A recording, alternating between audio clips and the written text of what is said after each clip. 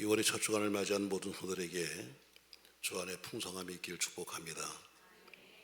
저는 이제 2월과 3월에 제게 주어진 시간에 교회 여러분을 40년 동안 목회했던 목사로서 마지막 당부의 몇 마디를 여러분에게 남기려고 합니다.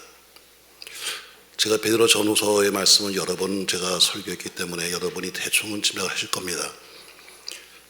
이 베드로 전서와 후서가 써진 배경도 여러분이 아실 텐데 그 배경은 베드로전서 1장 1절 말씀이 배경입니다. 자, 말씀 같이 한번 보겠습니다. 예수 그리스도의 사도 베드로는 본도, 갈라디아, 갑바도기아, 아시아와 비두니아에 흩어진 나그네에서 믿음 하나 지키기 위해서 자기 모든 것을 포기하고 고향과 가족을 다 포기하면서 흩어진 믿음의 형제들에게 지금 네로 황제의 큰 핍박이 시작되었기 때문에 앞으로 더 큰 핍박과 압제가 있을 것이다. 그것을 예고하면서 사도는 스스로 곧 죽어야 될 순교를 그는 직감하고 있습니다. 그러면서 나는 가지만 그러나 이럴 때일수록 당신들은 믿음을 잘 지키세요. 또 서로 사랑하세요 하는 내용이 베드로 전서 전체의 내용입니다. 베드로 후서에는 그렇게 서로 힘들 때일수록 믿음을 지키고 서로 사랑하세요 했던 그렇게 살아가는 교회가 그 교회 속에 들어와 있는 거짓 선자와 거짓 교사들, 다시 말해 주의 재림을 부정하고 주님이 오신다고 했는데 도대체 언제 오시는 거야? 아직까지 안 오는 거 보니까 거짓말 아니야? 이렇게 해서 이야기하고 또 하나님이 사랑이라고 말하는데 사랑만 하신 그분이 설마 우리를 심판하시겠어? 이렇게 말하면서 교인들을 포섭하고 당을 짓는데 그런 사람들을 경계하고 정신 차리고 신앙생활하세요 하는 것이 베드로 후서 전체의 내용입니다. 그리고 오늘 모든 편지를 마치는 마지막 3장 14절부터는 지금 담담한 마음으로 모든 성도들에게 믿음의 성도가 어떻게 살아야 할 것인가 하루하루 매일의 삶에 대해서 이야기하면서 오늘 그는 편지를 마무리하고 있습니다. 그리고 이 편지를 마친 다음에 얼마 안 돼서 그는 곧 순교의 제물로 사라지고 말지요. 오늘 사도 베드로가 썼던 이 편지의 마지막 소원은 아마 모든 목회자의 마음이기도 할 것이고 또 여기 이 목사도 같이 동일한 마음으로 여러분에게 말씀을 전하면서 성령의 감동하심이 우리 모두에게 함께 있기를 주의 이름으로 축복합니다. 그래서 사도는 오늘 죽음을 앞두고 그런 편지를 쓰면서 오늘 4가지를 당부하고 있습니다. 당신들이 신앙생활하면서 이렇게 매일매일 사셔야 합니다 하면서 마지막 헤어지는 그들에게 오늘 4가지를 부탁하고 있어요. 자, 첫 번째 말씀이 14절입니다. 자, 말씀 같이 보겠습니다. 읽어요. 그러므로 사랑하는 자들아 너희가 이것을 바라보나니 주 앞에서 점도 없고 흠도 없이 평강 가운데서 나타나기를 힘쓰라. 아멘. 그런 첫 번째 부탁합니다. 우리가 언젠가 다 우리가 주 앞에 설게 될 겁니다. 우리가 지금은 곧 헤어지지만 그러나 언젠가 다 주 앞에 설 텐데 그때 우리가 흠도 없이 점도 없이 정결한 신부로 만났으면 좋겠습니다 하고 우리 편지 쓰고 있습니다. 사람의 기쁜 일 중에 하나가 있다면 오랫동안 못 만났던 친구를 만나는 거, 보고 싶은 사람을 만나는 거 참 행복한 거죠. 저도 예수 믿기 전에는 상당히 많은 친구가 있었습니다. 세상 친구들이죠 전에 어떤 목사님이 저보고 그래요. 목사님은 제가 한 30-40년 봤는데 도대체 친구가 누구세요? 하고 누가 묻더라고요. 아주 가까운 분이 물었어요. 저는 친구가 없습니다. 친구 하려면 같이 먹고 같이 어울려야 되는데 저는 같이 먹고 같이 놀 수 없기 때문에 저는 우리 목사님들도 많지만 그러나 친구가 한 명도 없습니다. 근데 과거에는 제 세상 친구가 참 많았습니다. 그 친구들이 얼마나 놀기 좋아하는지 또 얼마나 세상적인지 제가 신학교 간다고 해서 연락했어요. 얘들아 이제는 앞으로 못 볼 거야. 나 신학교 가니까 했더니 어떤 친구가 이렇게 말합니다. 야 동서가 너 직업을 바꿔도 그렇지 어떻게 해피지만 여자하고 노는 직업을 택하니? 목회는 사실 여자하고 대부분 하거든요. 그리고 연락이 왔습니다. 야 이제 헤어지면 언제 만나냐? 마지막으로 우리 송별회 한다. 좀 나와라. 어디로 갈까 했더니 목교동에 있는 술집으로. 그런 친구들이 제 옆에 많았습니다. 그로부터 한 10년이 지난 다음에 이 교회를 한참 지금 개척해서 짓고 있을 때 친구들이 연락해서 10년 만에 처음 만났습니다. 반가웠죠. 그러나 만나보니까 서로 신앙이 다르고 가는 길이 다르기 때문에 다시 못 만났습니다. 근데 지금도 가끔가다 생각이 나는 친구들의 얼굴이 있습니다. 또 저희 가정을 전도해서 어쨌든 예수 믿게 하신 신촌 장로교회 그 김래절 장로님의 가족들도 사실은 보고 싶습니다. 또 저의 신앙의 기본과 목회의 기본을 가르쳐 주셨던 문산에 있는 운천 장로교회 이종상 목사님도 사실은 뵙고 싶습니다. 아마 고인되셨을 것 같은데, 이외에도 우리 교회가 여기까지 오는 동안에 이모저모 함께했던 많은 우리 성도들 다 기억하고 보고 싶은 사람들입니다. 그러나 아무리 보고 싶어도 서로가 피차에 좋은 때 만나야지, 서로 병들고 힘들 때 만나면 오히려 만나는 것이 부담될 때가 더 많습니다.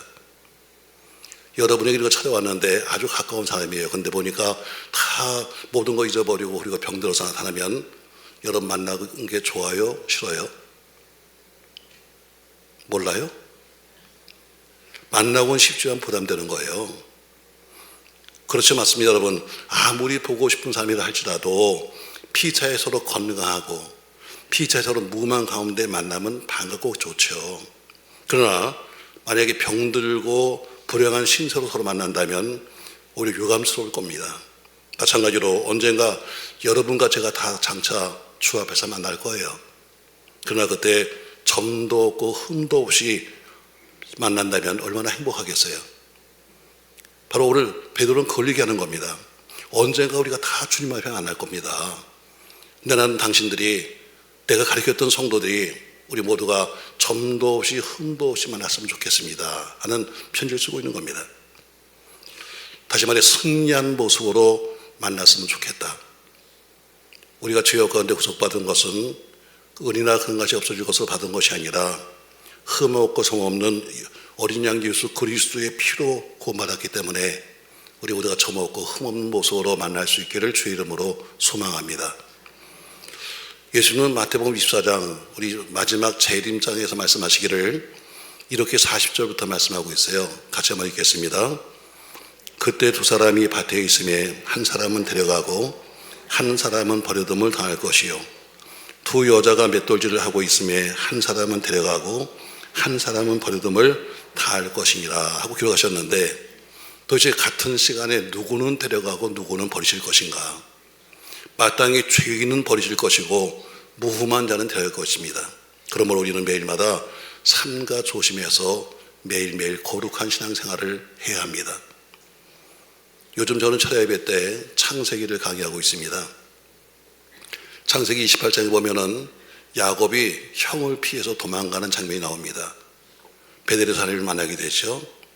그때 사닥다리 꼭대기에서 하나님께서 저 밑에서 야곱이 지금 있는 것을 보시고 말씀하기를 이렇게 말씀하셨습니다. 야곱아, 내가 너와 함께해 하고 말씀했습니다.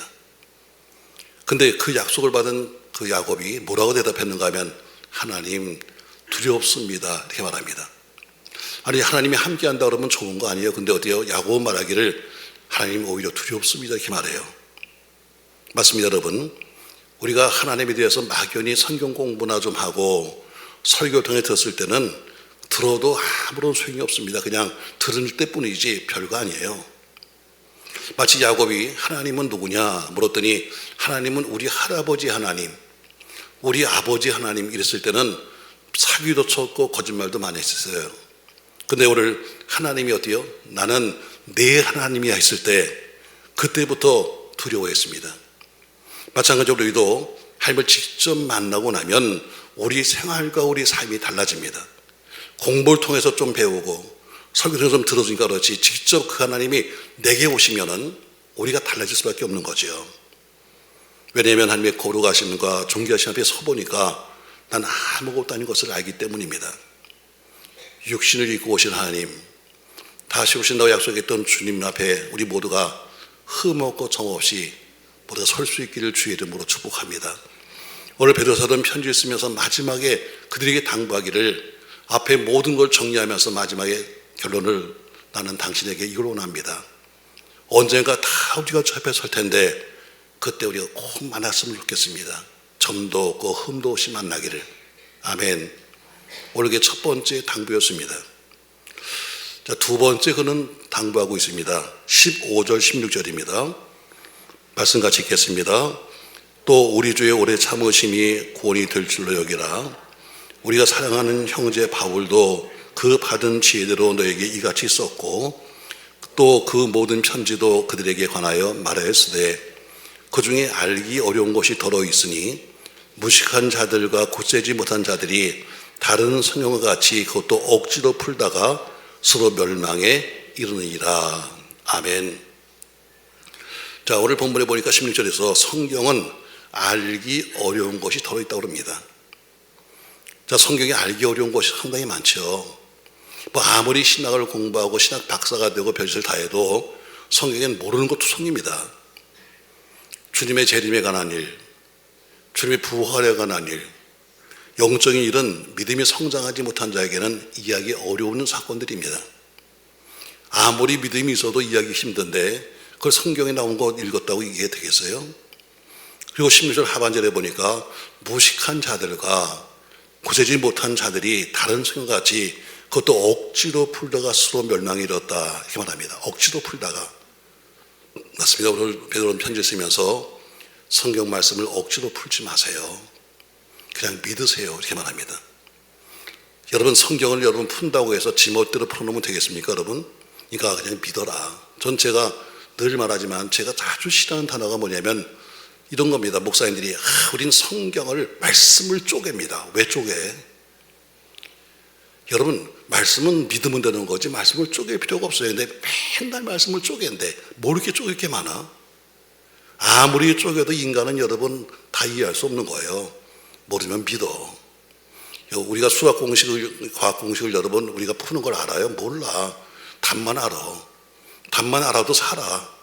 근데 어떻게 그걸 뭐 언제부터 뭐 왜 이게 나왔냐고 따지기 시작하면요, 뭐 복잡히 못 살아. 맞습니다, 여러분들. 오늘 이렇게 말합니다. 무식한 자들 하는데 무식한 게 뭐예요? 이거는 세상 지식이 없는 얘기가 아닙니다. 신앙과 진리에 대해서 소양이 없는 것을 말하고 있고, 굳세지 못한 자 했는데 이것은 진리에 대한 확고한 신념이 없는 것을 말하고 있습니다. 억지로 성경을 풀었다는 것은 뭐냐면 왜곡되게 삐뚤어지게 잘못되게 성경을 풀었다는 것이죠. 다시 말해 자기한테 맞게끔 풀어놓은 겁니다. 하나님도 예수님도 성령님도 나름대로 잘못 해석해서 교회를 어지럽힌 것을 말하고 있고, 그런 사람들이 결국에는 어때요? 성경을 정당화시키 자기한테 맞게끔 풀다가 멸망당했다 이 얘기입니다. 그리고 막 이어서 말하기를 세상에는 이런 사람이 많아, 교회 속에는 이런 사람이 많아, 그러니까 이런 사람들을 조심해라 이렇게 말합니다. 교회 속에 의외로 많습니다. 의외로 성경을 자기 멋대로 풀어놓고 앉아가지고 그걸 성경이라고 이야기하는 사람이 상당히 많아요.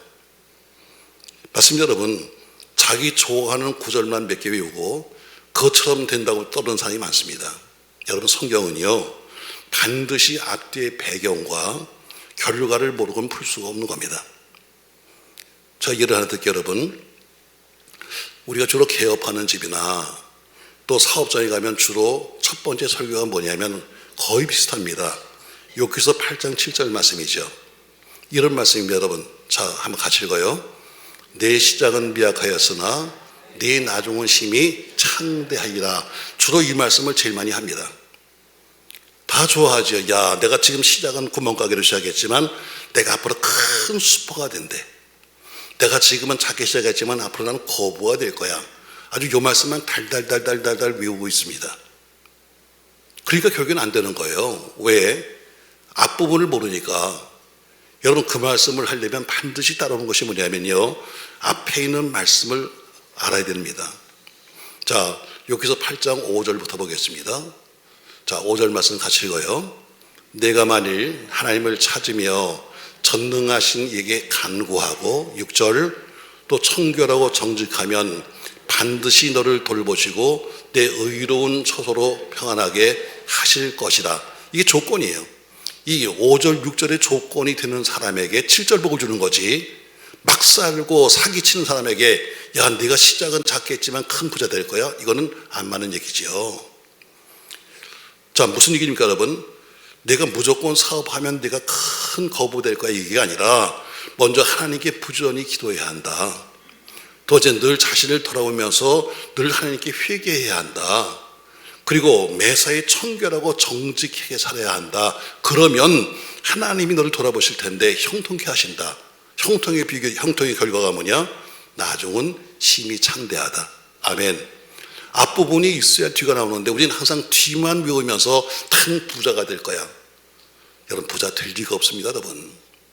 제가 감히 예언하건대 이 사람은 될 수가 없습니다.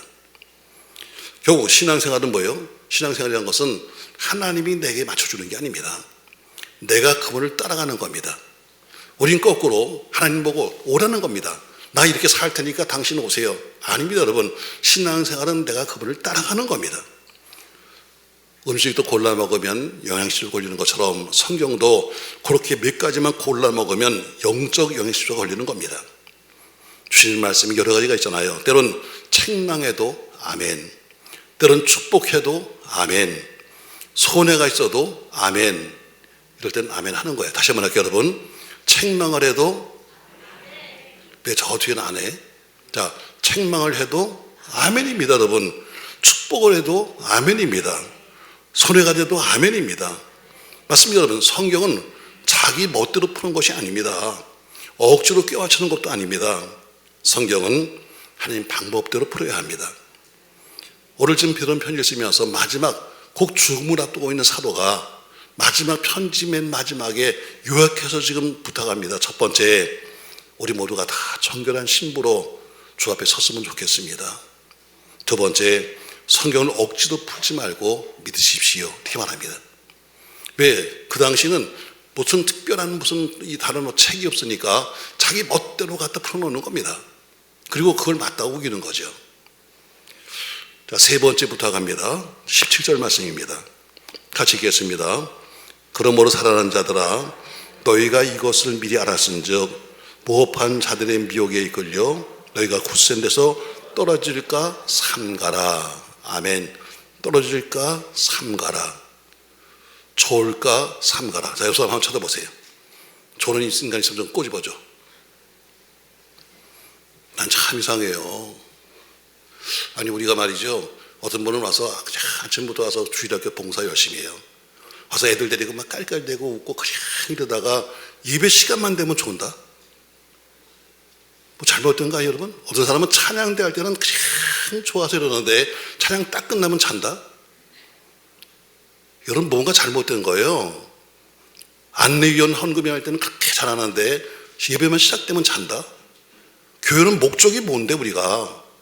여러분, 예배 드리러 왔는데 노래 부르러 온 게 아니에요. 봉사로 온 게 아닙니다. 국수 끓여 온 것이 아니에요. 우리는 예배 드리러 왔습니다. 그럼 말씀을 들어야죠. 여섯 사람 쳐다보세요. 그래도 좋은 사람 또 있나? 이걸 못 들었으니까 또 좋을 거야. 자, 세 번째 말합니다, 여러분.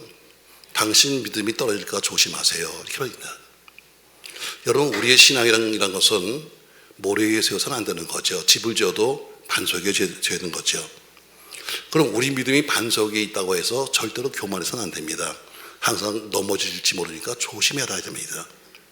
신앙생활은 절대로 자랑하는 거 아닙니다. 전 몇 년 믿었어요. 저는 몇십 년 믿었습니다. 우리 집은 무슨 집안이에요. 우리는 뭡니다. 신앙생활은 절대로 자랑할 수가 없는 겁니다. 왜? 어느 순간에 무너질지 몰라. 아멘 하세요, 여러분. 많은 사람이 자랑합니다. 우리는요, 이렇게 믿었는데요. 아니요, 오늘 당장 무너질지 모르는 거예요. 그러니까 뭐예요? 오늘 너희는 무업한 자, 이단자, 거짓 선생의 미혹이 끌려서 너희가 혹시 믿음이 떨어질까봐 조심해야 한다. 이렇게 경고하고 있습니다. 거짓 선생이 이리가 양의 옷을 입은 것처럼 양 무리 속에 침입합니다. 교회에 들어와서 여러 가지 수법과 방법으로 성도의 순수한 신앙을 뺏으려고 하죠.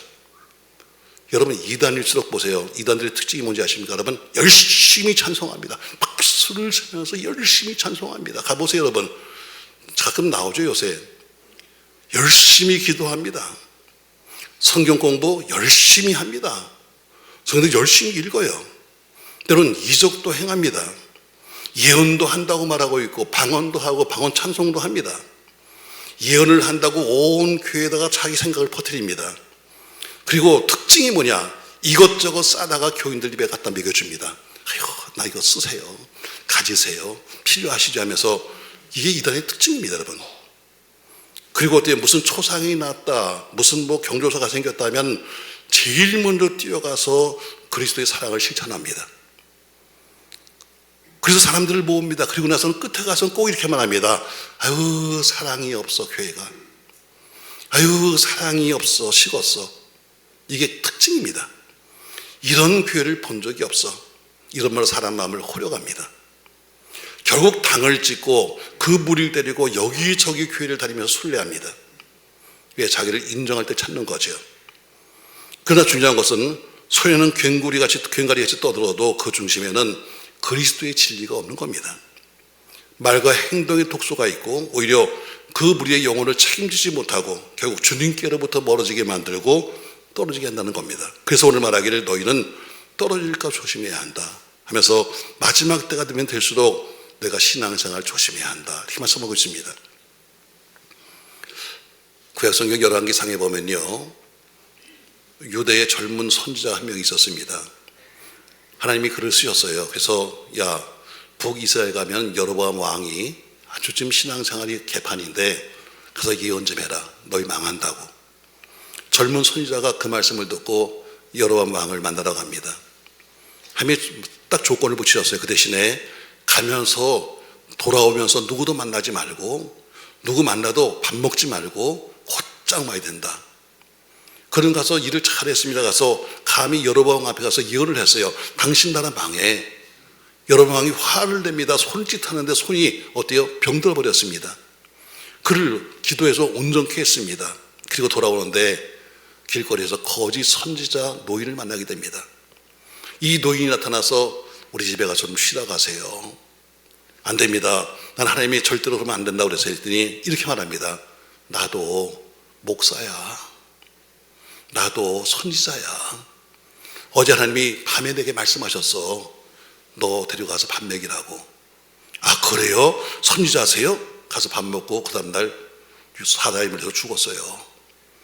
결국 거짓 선생의 인간적인 교훈은 귀하게 쓰임받은 한 주의 종을 파멸로 끌고 갑니다. 영적인 생명은 아니라 육적인 생명, 재산상의 손해까지 보게 하는 거죠. 우리는 항상 미혹을 받을까 조심해야 합니다. 왜? 마지막 시대는 교회를 무너뜨리려고 하는 거짓 선생과 거짓 선지자들이 많기 때문에 우린 조심해야 합니다. 가족은 가정에 붙어 있어야 가족입니다. 아멘하세요, 여러분. 아무리 피부치 가족이라 할지라도 가정에서 떨어져 있으면 먼 이웃만도 못한 거예요. 가족은 가정에 붙어 있을 때 가족이 되는 거예요. 교인은 자기가 섬기는 교회에 붙어 있을 때 교인이 되는 겁니다. 대한민국 국민은 내 조국에 붙어 있을 때 내 국민이 되는 거예요. 직장인은 자기 다니는 직장에 붙어 있을 때 직장이 되는 겁니다. 어릴 때 생각해 보세요, 여러분. 뭐 지금 시대가 바뀌었습니다만 과거에 어릴 때는, 우리 학교 다닐 때는요, 주벌이 되면 제일 먼저 겨울 되면 가서 조개탄을 타와야 돼. 우리 그런 시대 있었죠. 어떤 분은 그렇게 그런 것도 있어요. 보일러가 안 나오나요? 또 그럴 거예요. 옛날엔 조개탄 많이 타오면 잘하는 주번이에요. 아침에 가서 바켓 들고 가서 조개탄 타옵니다. 그리고 가서 불을 떼면 어때요? 조개탄 참 잘 탑니다. 그 위에다가 어때요? 우리 각본 도시락 변도를 갖다 올려놓고 데워 먹었잖아. 참 조개탄 화력 좋습니다. 보면요, 금방 불이 붙기만 시작하면요, 막 뻘겋게 조개탄이 그냥 불이 붙습니다. 그러나 아무리 불 붙은 조개탄이라 할지라도 딱 꺼내놓으면 금방 수동이 되고 말아요. 함께 불 붙을 때 조개탄이지 꺼내면 불타지 않는 하나의 수동이 되는 거예요. 마찬가지입니다, 여러분. 성도가 교인과 관계가 끊어져 버리고 목회자가 끊어져 버리면 반드시 그 신앙은 무너진다는 것을 아셔야 합니다. 그래도 담임 목사 신당 받을 때가 좋은 때입니다. 그래서 담임 목사가 사업장을 찾아가서 기도해 줄 때가 좋은 때입니다. 그래서 담임 목사 여러분의 이름을 부르면서 그래도 이모저모 안부를 물을 때가 여러분 좋은 때입니다. 뭔가 떨어지고 나면 자유로울 것 같지요. 뭔가 떨어지고 나면 잘 될 것 같지만 결국은 파멸인 거예요. 붙어 있어야 합니다. 할 수만 있으면 가족은 가족끼리 붙어 있어야 되고, 할 수만 있으면 교회는 교회에 붙어 있어야 합니다. 교회에 붙어 있어야 하고 영적인 의사인 담임 목사가 붙어 있어야 합니다. 바로 그럴 때가 좋은 때인 것을 아셔야 합니다. 오늘 베드로는 세 번째 편지를 쓰면서 말합니다. 오늘 믿음에서 떨어질까 봐 조심하셔야 합니다. 이렇게 말합니다. 여러분, 떨어지지 마십시오. 같이 있을 때가 행복한 때입니다. 찬양 때 같이 모였을 때가 행복한 거지, 나 혼자 뚝 떨어져 있으면 여러분 아무것도 아니에요. 화음이 안 되는데. 오늘 베드로는 마지막으로 또 한 가지 부탁합니다. 48절 말씀 보세요. 같이 읽습니다. 오직 우리 주 곧 구주 예수 그리스도의 은혜와 그를 아는 지식에서 자라가라. 영광이 이제와 영원날까지 그에게 있을지어다. 해서 네 번째 부탁하고 있습니다. 그리스도를 아는 지식에까지 장성해야 합니다. 장성해야 합니다. 죽은 사람은 성장하지 않습니다. 그러나 산 사람은 날마다 성장해야 합니다. 산 사람은 육신적으로 성장해야 되고, 영적으로 신앙적으로 성장해야 되고, 지적으로 성장해야 합니다. 지적인 발달이 된 사람은 지성이 되는 것이고, 덕이 발달한 사람은 건전한 도덕가가 되는 것이고, 체력이 발달한 사람은 건전한 체육가가 되는 것이고, 그리스도를 아는 지식에 장성한 사람은 건전한 그리스도인이 되어서 천국의 시민권자가 되는 겁니다. 그러므로 성도들은 그리스도를 아는 지식에 더욱 성장해 가야 합니다. 그 지식이 없으면 아무리 지덕체가 발달된 날지라도 천국의 시민권자는 될 수 없는 겁니다. 그럼 그리스도를 아는 지식이 뭔가요? 많은 사람이 그리스도를 아는 지식하면 그럼 신학교를 가야 되겠네요. 아닙니다, 여러분. 무슨 공부를 해야죠? 아닙니다. 그리스도를 아는 지식의 최고가 뭐냐? 우리 주님께서 말씀하십니다. 제자들에게 물어봐요. 얘들아, 남들이 나를 뭐라고 부르니? 했더니 제자들이 말합니다. 어떤 사람은 예수님 보고요, 엘리야라고 부릅니다. 어떤 사람은 예레미야라고 불러요. 어떤 사람은 세례요한이라고 부릅니다. 또 어떤 사람은 요셉의 아들이라고 부릅니다. 그때 베드로가 말합니다. 살아계신 하나님의 아들입니다. 그리스도라는 지식의 최고가 뭐냐면 주님은 살아계신 하나님의 아들입니다. 이겁니다. 아멘. 여기에 대해서 공부하는 거지 다른 엉뚱한 공부하는 거 아닙니다. 여러분, 신학대학을 가서 신학원을 가서 이것이 문제가 아니라 살아계신 하나님의 아들이라는 이 고백이 제일 중요한 겁니다. 여러분, 주님을 하나님의 아들로 믿는 고백이야말로 참된 신앙의 고백이요, 그 믿음이야말로 참된 전통적인 신앙입니다. 그리스도를 믿는 믿음은 나이와 관계없습니다. 어떤 분은 좀 늦게 믿었다고요? 괜찮아요. 여러분, 옛날에 소련의 수상이었던 후르시초프 있잖아요. 그 사람은 24살까지 글씨를 못 읽은 사람이에요. 쓸 줄도 몰랐습니다. 26세에 글을 배우고 써서 그 사람은 소련 수상이 된 거예요. 중공의 수상이었던 모택동, 그도 16세에 초등학교 들어갔습니다. 21세에 중학교 들어갔습니다. 30세에 대학교 들어갔습니다. 그런데도 불구하고 중공의 수사가 되었습니다. 늦게 공부한 것이 문제가 아니에요. 늦게 믿은 것이 문제가 아닙니다. 여러분, 우리가 늦게 믿은 것도 낙심하지 말고 죄에 대한 공부는 죽을 때까지 하는 겁니다. 언제까지 한다고요? 죽을 때까지 하는 거예요. 목사 되니까 끝나는 거 아닙니다. 여러분, 장로 권사로 끝나는 게 아닙니다. 죽을 때까지 하는 것이 바로 신앙의 공부입니다. 여러분, 우리가 육이 건강하려면 양식을 먹습니다. 영이 건강하려면 말씀의 양식을 먹어야 되는 거죠. 유다서 1장 3절에 보니까 단번에 주신 믿음의 도다, 이런 말씀을 하고 있어요. 믿음의 도라는 것은 성경 말씀인데 바로 은혜의 말씀이요, 성경은 영원한 효과가 있고 낡아지지 않습니다. 그러므로 이 말씀을 통해서 세연을 맛보고 또 믿음이 성장하며 항상 감사하고 찬송이 될 줄로 믿습니다. 성경은 저항보호한 하나님 말씀입니다. 그러므로 우리도 말씀을 통해서 영생을 얻게 하고 말씀을 통해서 거룩하게 살아가는 유일한 바로 방법입니다. 그러므로 무법하는 같이 성경을 막 억지로 풀어서 풀면 저주를 받을 것이요, 성경을 바로 믿으면 기록된 축복과 은혜를 받는 것입니다. 이사야서 40장에 보니까 여호와를 앙망한 자는 샘을 얻는다고 했습니다. 저 여러분, 하나님 말씀으로 샘 얻어서 이 시대의 모든 시험을 이기고 내 조국 대한민국, 내 교회 능력교회, 그리고 내 피부치가 사는 내 가정을 잘 지키며 승리하는 여러분 되시기를 예수님의 이름으로 축원합니다. 저는 사도 베드로가 이제 전후서를 마치면서 맨 마지막에 있었던 마지막 일상생활에 매일매일의 그 신앙생활을 말하면서 네 가지를 고면했습니다. 자, 말씀 다시 한번 보겠습니다. 여러분 14절부터 18절까지 말씀을 베드로가 지금 죽기 전에 했던 마지막 그의 편지입니다. 자, 같이 한번 읽겠습니다. 14절. 그러므로 사랑하는 자들아, 너희가 이것을 바라보나니 주 앞에서 성도 없고 흠도 없이 평강 가운데 나타나기를 힘쓰라. 또 우리 주의 오래 참으심이 구원이 될 줄로 여기라. 우리가 사랑하는 형제 바울도 그 받은 지혜대로 너에게 이같이 썼고 또 그 모든 편지에도 이런 일에 관하여 말하였으되 그 중에 알기 어려운 것이 더러 있으니 무식한 자들과 굳세지 못한 자들이 다른 성경과 같이 그것도 억지로 풀다가 스스로 멸망에 이르니라. 그런 사랑하는 자들아, 너희가 이것을 미리 알았은즉 무업한 자들의 미혹에 이끌려 너희가 굳센 데서 떨어질까 삼가라. 오직 우리 주 곧 구주 예수 그리스도의 은혜와 그를 아는 지식에서 자라가라. 영광이 이제와 영원한 날까지 그에게 있을지어다. 아멘. 여기까지 설교를 딱 맞춰놓고 어제 잠깐 이 메일을 보다 보니까 유튜브가 이렇게 뜬 거 보니까요, 요새 극장가에서 한참 지금 선전하고 있는 기독교 영화인 신의 악단에 대한 홍보가 나오더라고요. 제가 참 학교 다니면서 참 놀기를 좋아했거든요. 잡기를 좋아해서 잡기를.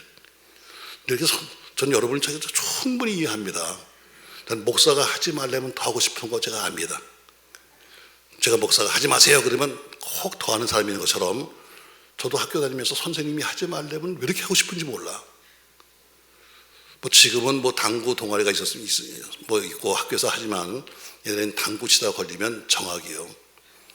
근데 하지 마라 그러니까 막 당구가 그렇게 배우고 싶어가지고 한밤중에 가서 몰래 배우는데, 자, 배우고 나면요, 학교 교실에 이렇게 앉으면 다 앞에 있는 애들 머리가 다 당구 담아요. 흰 담아 까만 담아 막 이게 배는 거예요. 그러니까 무슨 공부가 되겠어. 다 머리가 담아를 배는데 선생님 머리도 담아, 저 앞에 있는 친구도 담아, 무슨 공부가 되겠어요? 근데 또 선생님이 그러는 거예요. 자, 영화 봐도 걸리면 또 그건 또 정학이야. 근데 이상하죠. 극장 앞에만 가면요, 거 써 있는 거 이렇게 보면은 미성년자, 관람, 불가, 그럼 막 가슴이 뛰는 거야. 여러분 안 그랬어? 나만 그랬나? 보지 말려면 꼭 보고 싶은 거예요. 그래서 제가 영화에 미쳤었어요. 그래서 제가 신앙생활을 하면서 제가 이 신학교 들어가면서부터요, 제가 작정을 했어요. 내가 영화에 또 미친다. 영화를 보지 말아야지. 영화관에 안 간다. 그래서 제가 40년 동안 영화관에 한 번도 안 갔습니다. 난 영화관이 어떻게 생겼는지도 잘 몰라.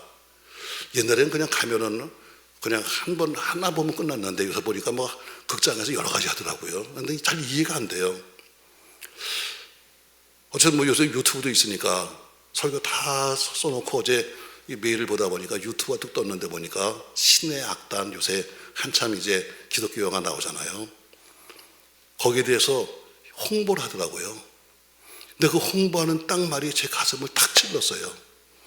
홍보하는데 뭐라고 나오는가 이렇게 나옵니다, 여러분. 당신의 신앙은 진짜입니까? 아니면 연기입니까? 제 마음속에 이렇게 들었습니다. 당신은 진짜 목사입니까? 아니면 연기를 하고 있는 겁니까? 여러분은 진짜 신앙입니까? 아니면 신앙인처럼 지금 쇼를 하고 있는 겁니까? 제게 물을 만한 겁니다, 여러분. 홍보하면서 딱 나온 얘기인데 그게 제 가슴에 찔렀어요. 당신은 진짜 목사입니까? 아니면 지금 연기를 하고 있는 겁니까? 여러분 자신에게 한번 물어보세요. 나는 진짜 난 교인님, 난 성도 맞습니까? 아니면 지금 성도같이 사는 폼을 잡고 있습니까? 내가 장로 맞아요? 권사 맞아요?